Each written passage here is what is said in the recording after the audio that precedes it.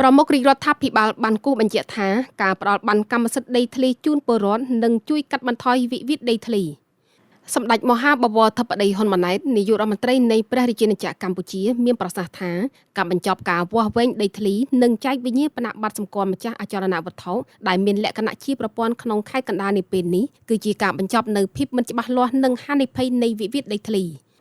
ថ្លែងនៅក្នុងពិធីចែកវិញ្ញាបនបត្រសម្គាល់អចលនវត្ថុជូនប្រជាពលរដ្ឋចំនួន23,067 បានសម្រាប់ឃុំជ័យធំឃុំរកាចិនលឹងនិងឃុំពុកឫស្សីនៅខេត្តកណ្ដាលនាថ្ងៃទី29ខែកក្កដាឆ្នាំ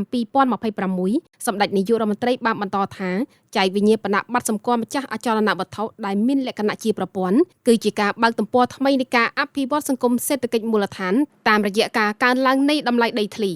វិញ្ញាបនបត្រសម្គាល់ម្ចាស់អចលនទ្រព្យដែលមានលក្ខណៈជាប្រព័ន្ធក្នុងខេត្តកណ្ដាលនាពេលនេះគឺជាការបញ្ចប់នៅភាពមិនច្បាស់លាស់និងហានិភ័យនៃវិវាទដីធ្លីក៏ដូចជាការបើកទំព័រថ្មីនៃការអភិវឌ្ឍសង្គមសេដ្ឋកិច្ចមូលដ្ឋាន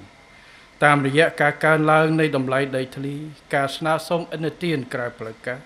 ឥណទានផ្លូវការការប្រកបអាជីវកម្មគ្រួសារនិងការទាក់ទាញវិនិយោគព្រមទាំងការលើកកម្ពស់សន្តិភាពសង្គមតាមរយៈការធានាសិទ្ធិលើកម្មសិទ្ធិស្របច្បាប់ការរស់នៅដោយសុខដុមនិងការបន្តមរតក